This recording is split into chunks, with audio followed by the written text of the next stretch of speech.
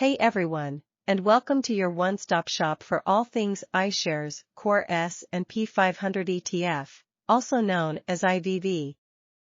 Ever wondered if this popular ETF lives up to the hype? We'll be cracking open IVV today to see what's inside, how it works, and whether it can help you reach your investment goals. Whether you're a complete beginner or a seasoned investor, this video will give you a deep dive into IVV. We'll explore its benefits like diversification and cost-effectiveness, but also delve into its potential drawbacks like concentration risk.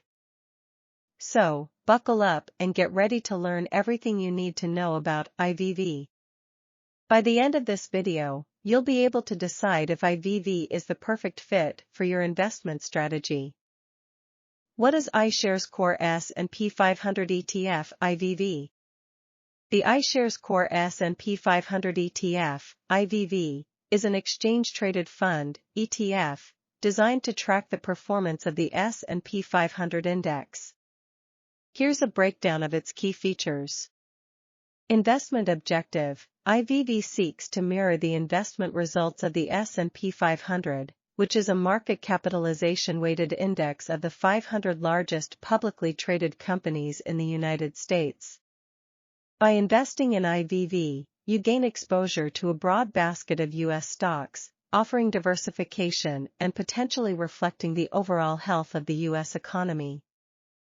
Benefits of IVV: exposure to large-cap U.S. stocks. IVV provides a convenient and cost-effective way to invest in a large swathe of the U.S. stock market.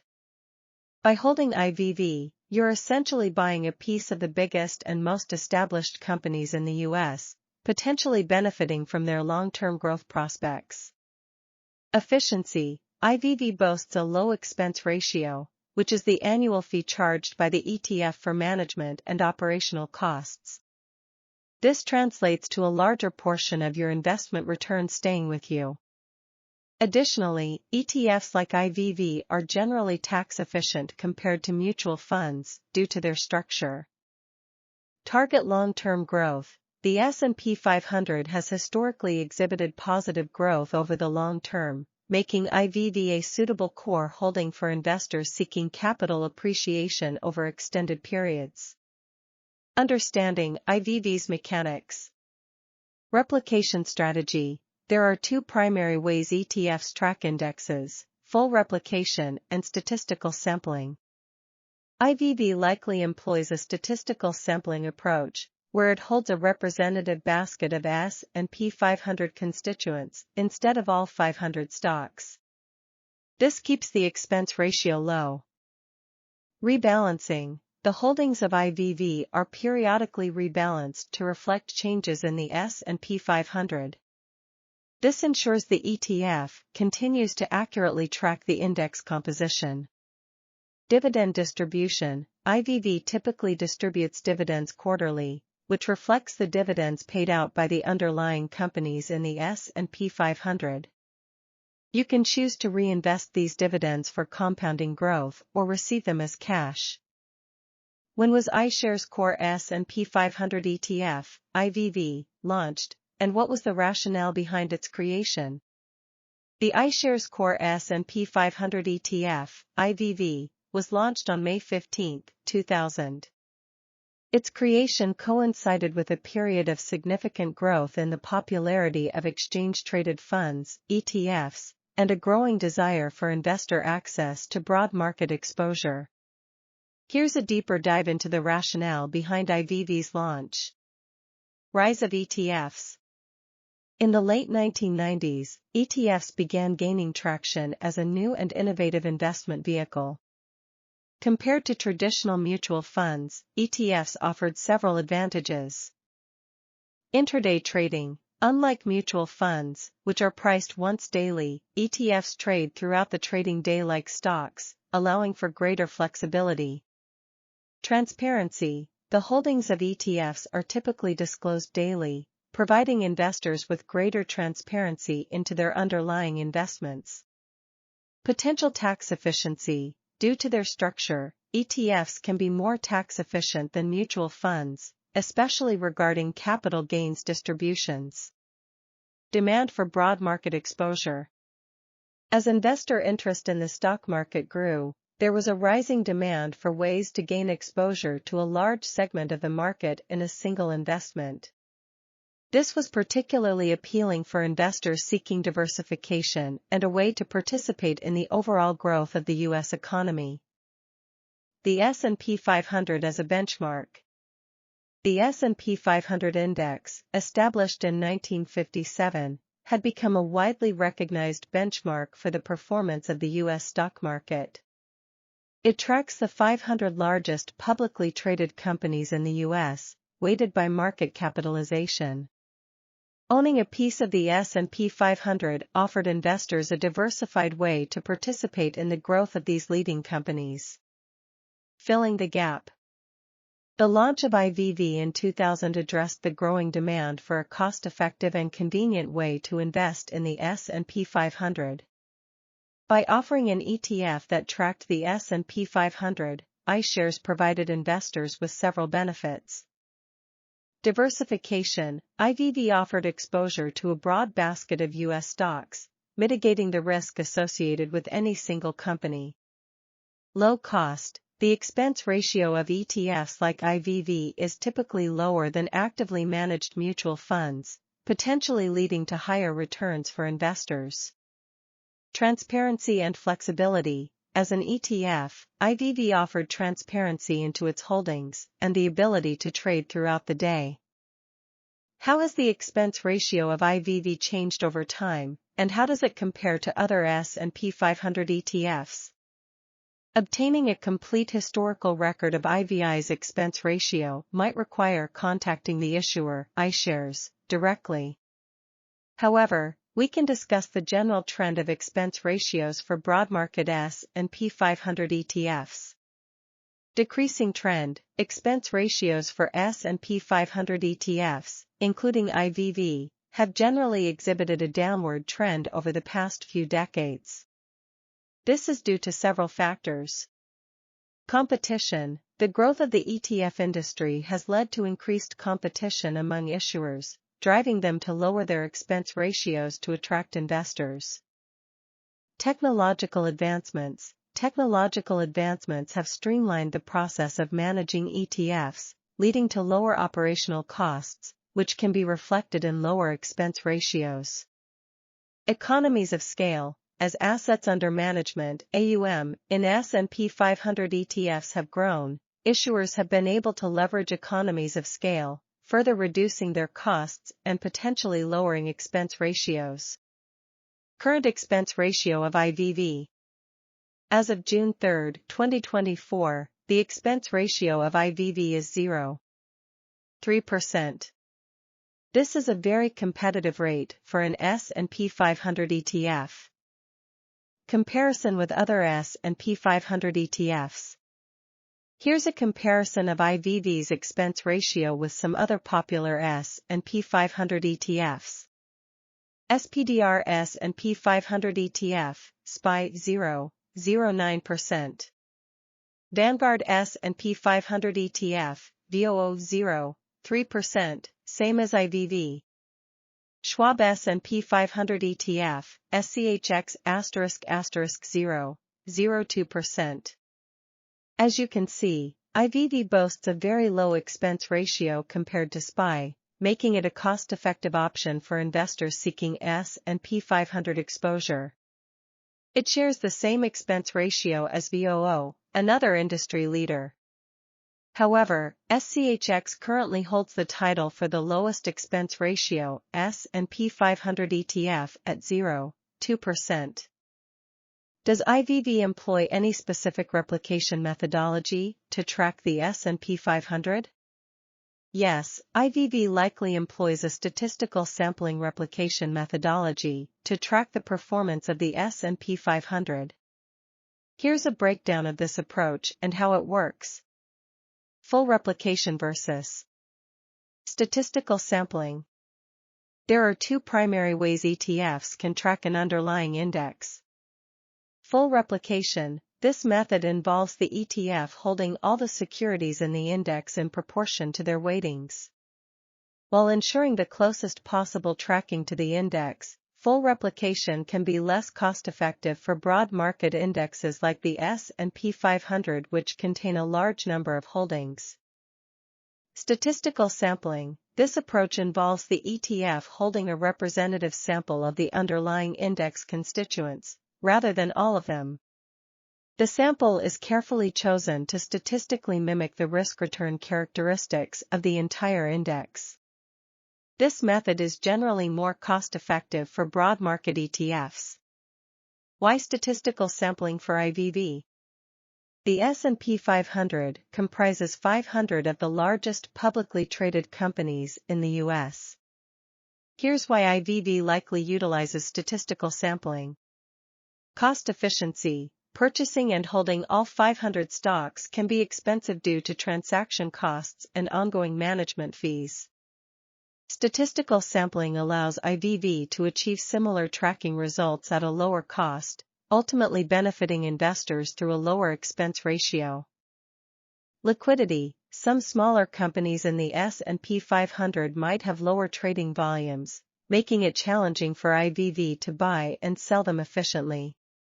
Statistical sampling allows IVV to focus on more liquid stocks, ensuring smooth operation and minimizing potential tracking errors. How statistical sampling works in IVV. The specific details of IVV's sampling methodology might not be publicly available. However, here's a general idea of how it could function. Selection process. The ETF provider likely utilizes sophisticated statistical models to choose a subset of S&P 500 stocks that closely resembles the risk-return profile of the entire index. This might involve factors like market capitalization, sector weightings, and volatility. Weighting the sample. The chosen sample holdings are then weighted within the ETF to reflect their weightings in the S&P 500. This ensures that the overall performance of the ETF aligns with the index. Rebalancing. Periodically, the holdings and weightings within the ETF are rebalanced to maintain alignment with the S&P 500 composition. This might occur quarterly or annually. Tracking error. It's important to understand that statistical sampling introduces a potential for tracking error. This refers to the difference between the returns of the ETF and the returns of the underlying index it seeks to track. While IVV strives to minimize tracking error through careful sampling and rebalancing, it's an inherent feature of this approach. How frequently does IVV rebalance its holdings to reflect changes in the S&P 500? The specific rebalancing frequency of iShares Core S&P 500 ETF, IVV, isn't publicly disclosed by the issuer, iShares. However, based on industry practices and information available for similar ETFs, we can discuss a likely timeframe and the factors influencing rebalancing decisions. Estimated rebalancing frequency. Quarterly or semi-annual. Most S&P 500 ETFs, including IVV, likely rebalance their holdings on a quarterly or semi-annual basis. This timeframe allows them to maintain a close alignment with the S&P 500 composition while minimizing transaction costs associated with frequent buying and selling of securities. Factors influencing rebalancing. Several factors can influence the decision to rebalance IVV's holdings. Changes in the S&P 500. The primary driver for rebalancing is significant changes in the composition of the S&P 500 index. This could involve addition or removal of companies. When companies are added to or removed from the S&P 500, IVV needs to adjust its holdings accordingly to reflect the new index composition. Market capitalization shifts. As the market capitalization of companies within the S&P 500 fluctuates, the weightings of each company in the index change. Rebalancing ensures IVV maintains the appropriate weightings of these companies within the ETF. Tracking error. The ETF provider monitors the tracking error between IVV's performance and the S&P 500. If the tracking error widens beyond a certain threshold, a rebalance might be triggered to bring the ETF's holdings closer to the index composition. Liquidity considerations. While rebalancing is crucial for accurate tracking, excessive rebalancing can incur significant transaction costs due to buying and selling securities. The ETF provider likely considers liquidity factors when making rebalancing decisions. Transparency and communication. While the exact timing of IVV's rebalancing isn't publicly announced, the issuer likely discloses information about its holdings on a daily basis. This allows investors to monitor how closely the ETF's composition aligns with the S&P 500. Additionally, iShares might publish annual or semi-annual reports that discuss the ETF's rebalancing activities. Does IVV distribute dividends, and if so, what is the typical distribution frequency? Yes, iShares Core S&P 500 ETF, IVV, typically distributes dividends quarterly. Here's a breakdown of how it works. Underlying dividend payments. The S&P 500 companies that IVV holds pay dividends to their shareholders on their own separate schedules. These dividends can be quarterly, semi-annually, or annually, depending on the company's policy. IVV's dividend distribution. IVV collects these dividends from the underlying holdings. Since the holdings are primarily large-cap U.S. companies, many tend to pay dividends quarterly. To maintain close correspondence with the dividend income generated by the S&P 500, IVV itself also distributes dividends quarterly. Distribution options. When IVV distributes dividends, investors have two options. Reinvestment. You can choose to reinvest the dividends back into IVV. This allows for compounding growth over time, as the reinvested dividends themselves start earning dividends. Cash payout. You can opt to receive the dividends in cash. This can be used for other investment purposes or living expenses. What are the primary risks associated with investing in IVV, such as tracking error, market risk, and currency risk? While IVV offers diversification and potential for long-term growth, there are inherent risks involved in any investment. Here's a breakdown of the three primary risks associated with IVV. 1. Tracking error. Concept. Tracking error refers to the difference between the returns of IVV and the returns of the S&P 500 index it seeks to track. As mentioned earlier, IVV likely uses a statistical sampling methodology to replicate the S&P 500. While this method is cost-effective, it's not perfect. The chosen sample might not perfectly mirror the performance of the entire index, leading to tracking error. Impact. Tracking error can eat into your potential returns. If IVV consistently underperforms the S&P 500, your investment won't experience the same level of growth as the broader market. Mitigation. While tracking error is unavoidable with statistical sampling, choosing an ETF with a historically low tracking error can help minimize its impact. You can compare the expense ratio and historical tracking error of IVV with other S&P 500 ETFs before investing. 2. Market risk. Concept. Market risk refers to the overall risk associated with the stock market. The value of IVV, which reflects the combined value of the underlying S&P 500 companies, can fluctuate based on various economic factors, interest rates, and company earnings. Impact. Market downturns can cause the value of IVV to decline significantly. This can lead to capital losses for investors if they sell their shares during a market downturn. Mitigation. Market risk cannot be entirely eliminated. However, diversification and a long-term investment horizon can help mitigate its impact.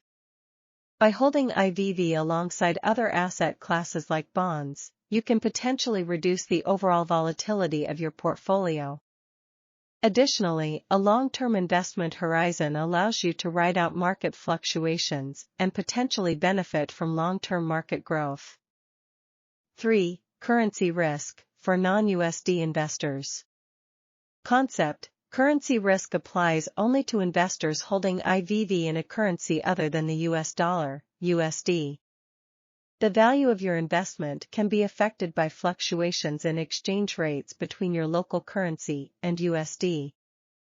Impact: if the USD strengthens against your local currency, the value of your IVV investment, in your local currency terms, can decline, even if the underlying holdings perform well.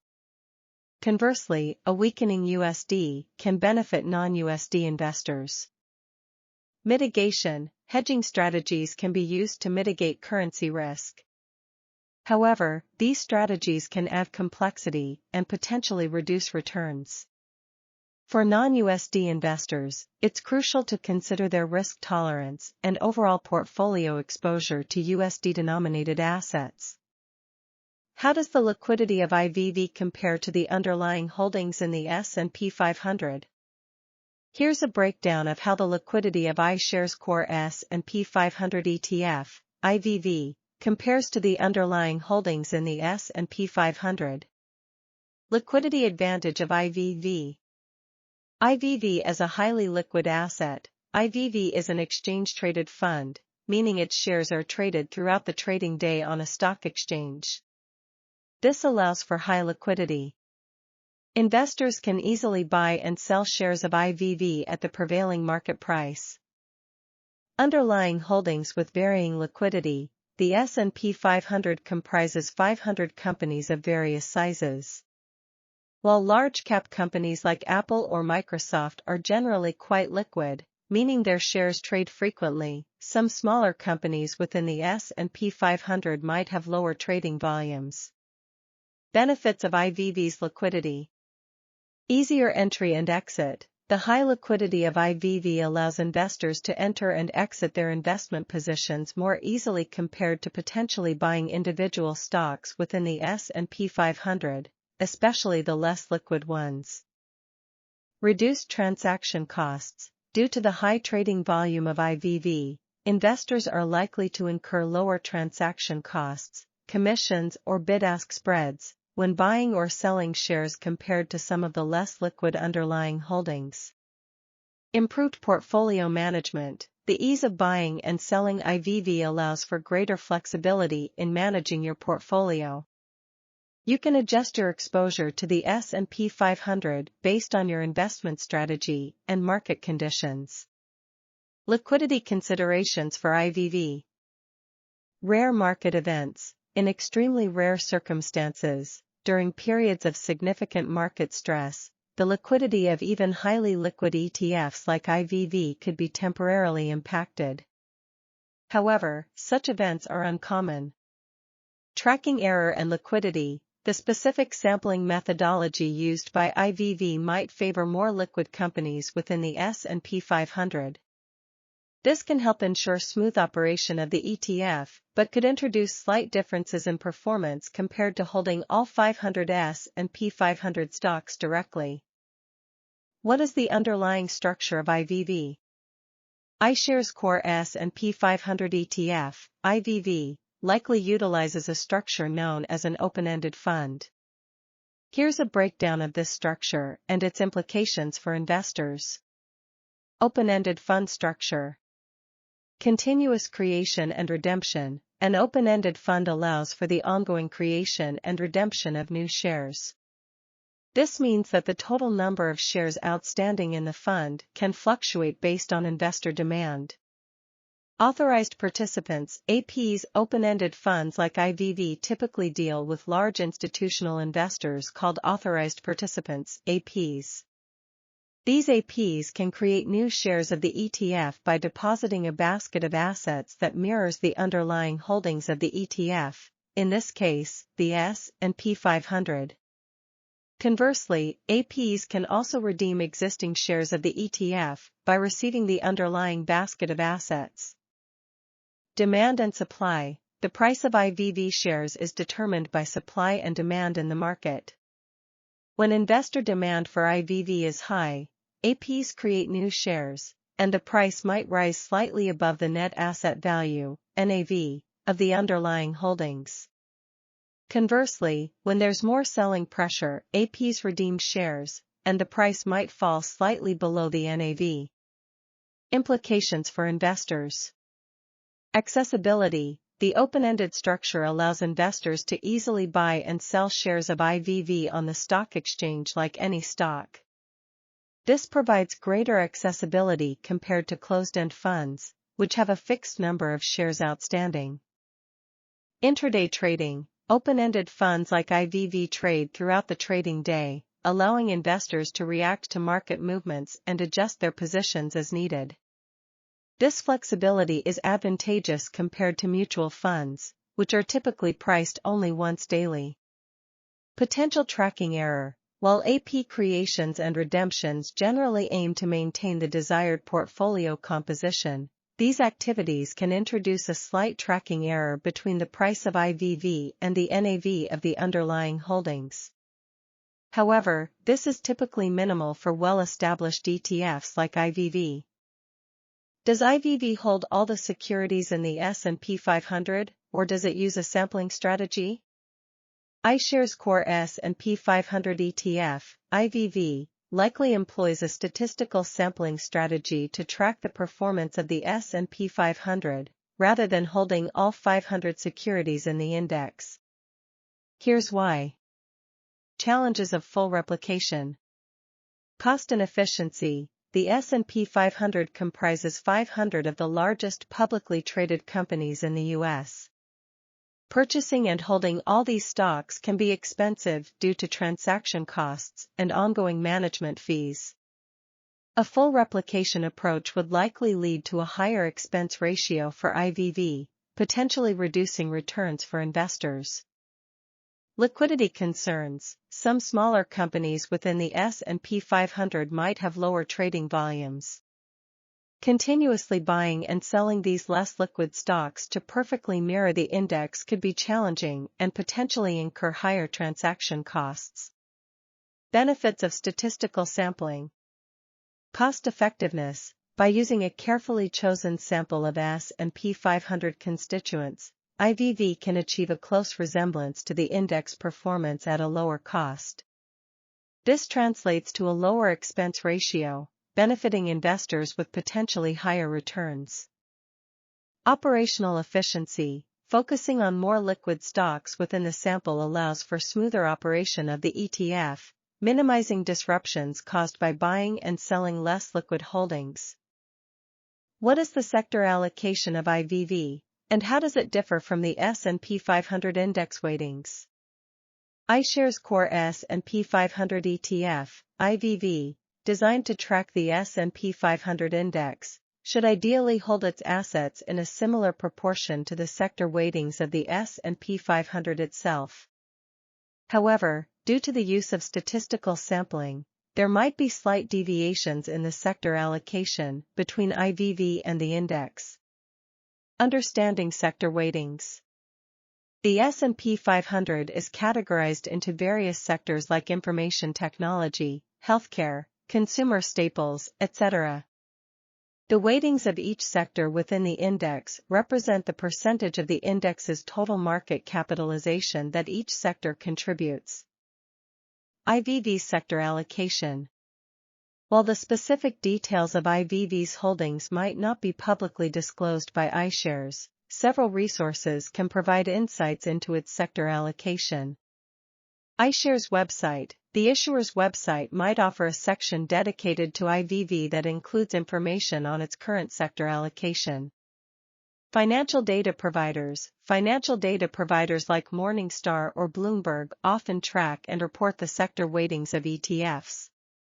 ETF screeners. Investment research websites might offer ETF screeners that allow you to compare the sector allocation of various ETFs, including IVV. Potential deviations and tracking error. Statistical sampling. As mentioned earlier, IVV likely uses statistical sampling to track the S&P 500. This approach, while cost-effective, might lead to minor deviations in the sector allocation compared to the exact weightings of the index. Rebalancing frequency. The frequency of rebalancing IVV's holdings can also influence its sector allocation. If rebalancing doesn't occur frequently enough, the sector weightings within IVV might temporarily diverge from the S&P 500 due to natural market fluctuations. Does IVV have any concentration risk in terms of its holdings? Yes, iShares Core S&P 500 ETF, IVV, does have some inherent concentration risk due to its focus on the holdings of the S&P 500 index. Here's a breakdown of this concept and how it applies to IVV. Concentration risk explained.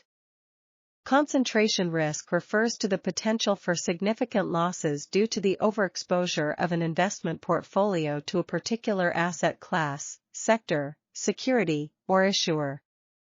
In the context of IVV, the concentration risk stems from its holdings being limited to the 500 companies that comprise the S&P 500 index. Concentration within the S&P 500. Market capitalization weighting. The S&P 500 is a market capitalization weighted index. This means the largest companies by market value have the biggest weightings within the index. As a result, IVV inherently holds a larger concentration of assets in these large-cap companies. Sectoral concentration. The S&P 500 is also concentrated in certain sectors, such as information technology, healthcare, and consumer staples. While diversified, IVV's holdings reflect this sectoral concentration, meaning its performance is more tied to these sectors. Mitigating concentration risk in IVV.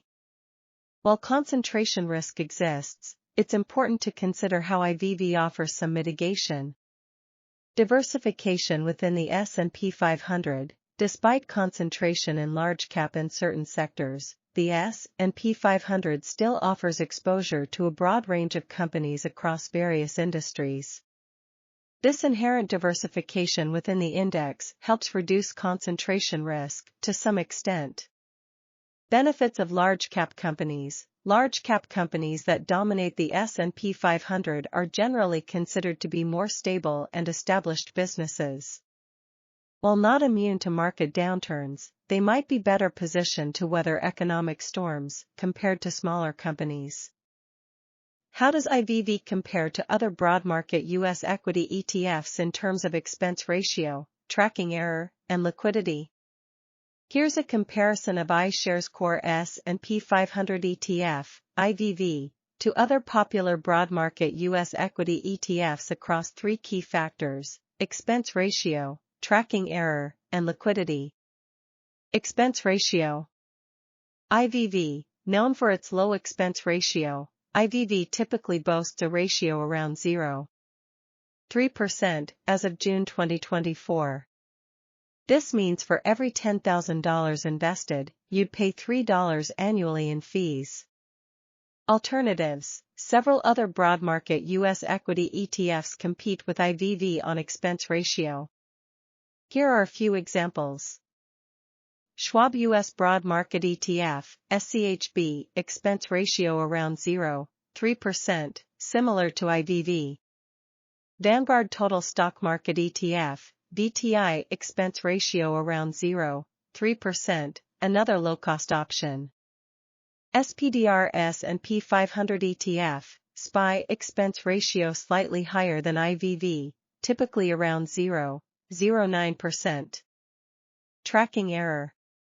IVV. Due to statistical sampling, IVV might exhibit slight tracking errors compared to the S&P 500 index.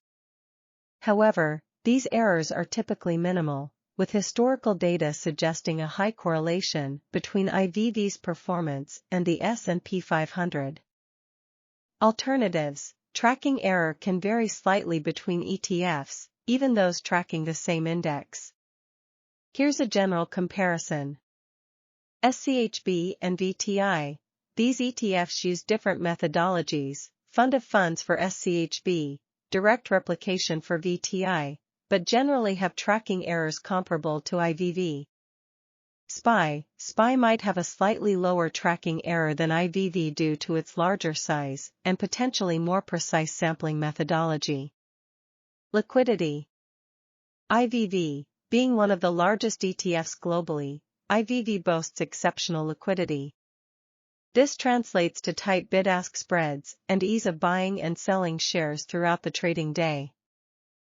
Alternatives. Liquidity can vary depending on the ETF size and trading volume. Here's a general comparison. SCHB and VTI. These ETFs are also large and well-established, offering high liquidity similar to IVV. SPY's liquidity is likely comparable or even slightly higher than IVV due to its massive size and popularity. Choosing between ETFs. Expense ratio. While all these ETFs have low expense ratios, consider the difference in annual fees based on your investment amount. A small difference might not be significant for smaller investments, but it can accumulate over time for larger portfolios. Tracking error. If minimizing tracking error is a major concern, researching historical data and comparing the performance of these ETFs against the S&P 500 might be helpful. However, the differences for these well-established ETFs are likely minimal for most investors. Liquidity. For most investors, the high liquidity of all these ETFs makes this a less critical factor. However, if you anticipate needing to enter or exit your position frequently, exceptional liquidity like IVVs might be a plus.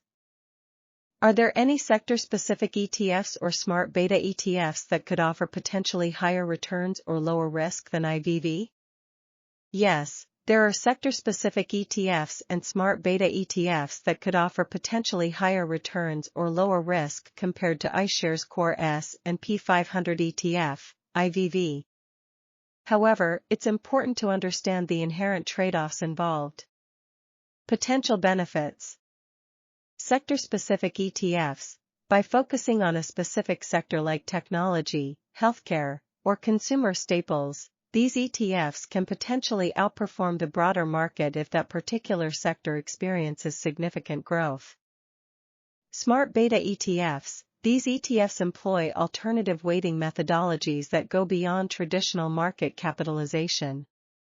Some smart beta strategies might aim for higher returns by focusing on factors like value stocks or low volatility, potentially offering different risk-return profiles compared to IVV. Important considerations. Increased risk. Sector-specific ETFs concentrate your investment in a particular industry.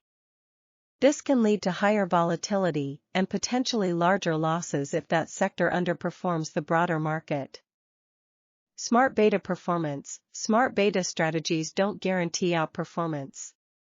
They might outperform or underperform the market depending on market conditions and the specific factors the ETF focuses on. Fees. Some sector-specific ETFs and smart beta ETFs might have slightly higher expense ratios compared to broad market ETFs like IVV. Here's a breakdown of some options to consider. Sector-specific ETFs. Technology sector ETF. This ETF could offer higher returns if the technology sector experiences significant growth. However, it's susceptible to downturns in the tech industry. Healthcare sector ETF. This ETF could benefit from long-term growth trends in the healthcare sector, but might be less volatile than a technology ETF. Smart beta ETFs. Dividend growth ETF. This ETF focuses on companies with a history of increasing dividends, potentially offering lower volatility and a steady income stream. Low volatility ETF. This ETF prioritizes stocks with historically low volatility, aiming to reduce overall portfolio risk. However, it might also limit potential returns. For investors seeking international diversification, how do US-focused ETFs like IVV compare to global or emerging market ETFs? US-focused ETFs like iShares Core S&P 500 ETF, IVV, offer exposure to a specific segment of the global stock market, while global and emerging market ETFs provide diversification across a broader range of countries and economies. Here's a breakdown of their key differences to help you decide which might be a better fit for your investment goals. US-focused ETFs, e.g., IVV. Advantages. Familiar market. For U.S. investors, U.S.-focused ETFs offer exposure to companies they might be more familiar with. Established markets. The U.S. stock market has a long history of growth and stability, potentially offering lower volatility compared to some international markets. Strong performance. Historically, the U.S. stock market has delivered strong returns for investors. Disadvantages. Limited diversification. U.S.-focused ETFs concentrate your exposure to a single economy, missing out on potential growth opportunities in other parts of the world. Vulnerability to U.S. events. Your portfolio's performance becomes heavily tied to the economic conditions within the U.S. Global ETFs. Advantages. Broader diversification. Global ETFs offer exposure to developed markets outside the U.S., potentially reducing overall portfolio risk through diversification. Growth potential. Developed markets outside the U.S. might offer attractive growth opportunities in certain sectors. Disadvantages.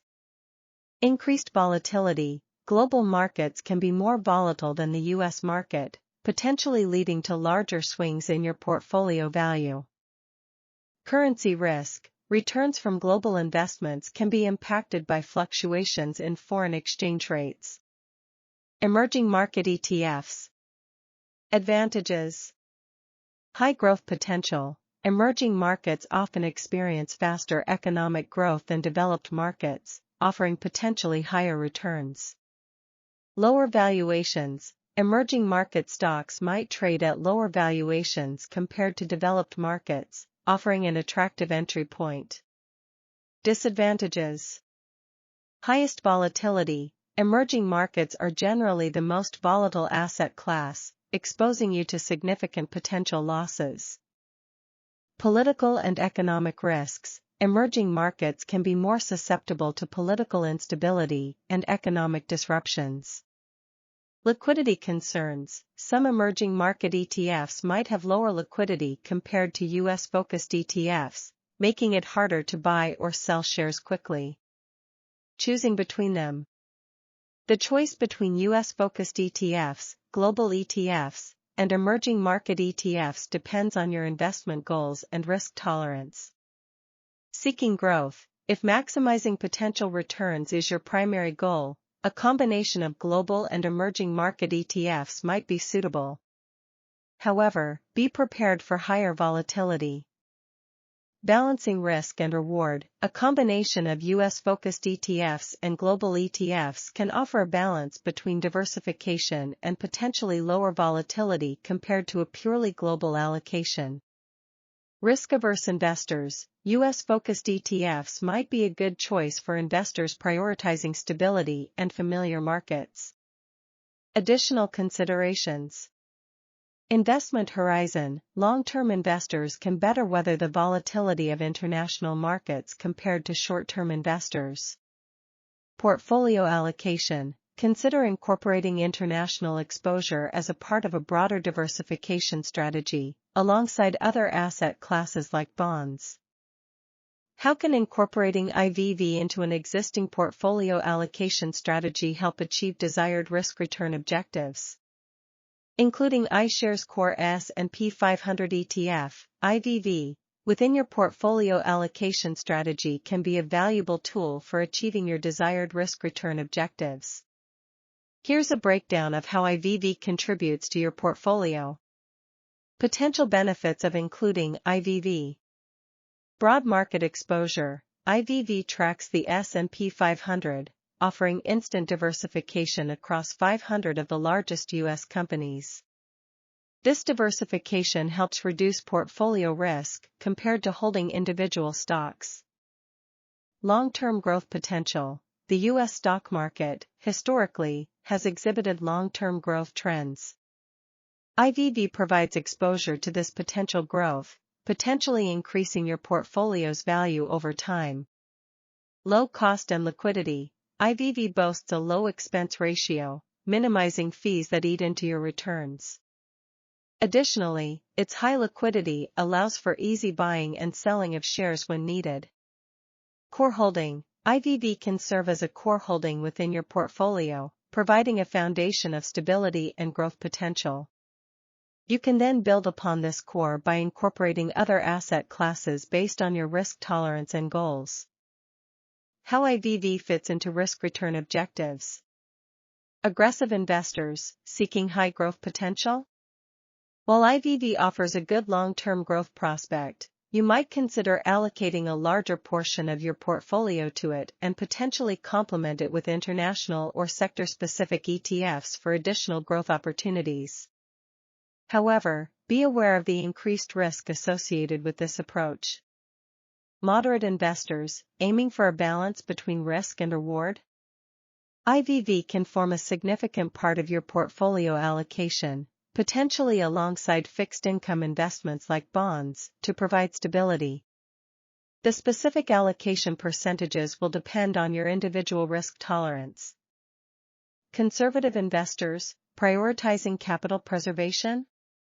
While IVV offers diversification and growth potential, it still involves stock market risks. You might allocate a smaller percentage to IVV and focus more on bonds and other conservative investments to minimize risk. Additional considerations. Investment horizon. The longer your investment horizon, the better suited you are to handle the potential volatility of IVV. Long-term investors can ride out market fluctuations and benefit from IVV's long-term growth potential. Rebalancing. Periodically rebalancing your portfolio allocation is crucial. As market conditions change and the value of your holdings fluctuate, you might need to buy or sell assets to maintain your desired risk-return profile. Alright, that brings us to the end of our deep dive into iShares Core S&P 500 ETF, or IVV. Remember, IVV offers a powerful combination of diversification, growth potential, affordability, and ease of access. However, it's not a magic bullet. There's always a trade-off between risk and reward. The best way to leverage IVV? Consider your risk tolerance, investment goals, and time horizon. It can be a core holding in a diversified portfolio, alongside other asset classes like bonds or even sector-specific ETFs for a more targeted approach. No matter your investment level, I hope this video empowered you to make informed decisions about IVV. If you're still unsure, consulting with a financial advisor can be a great next step. But for now, thanks for watching. Don't forget to like and subscribe for more investment insights.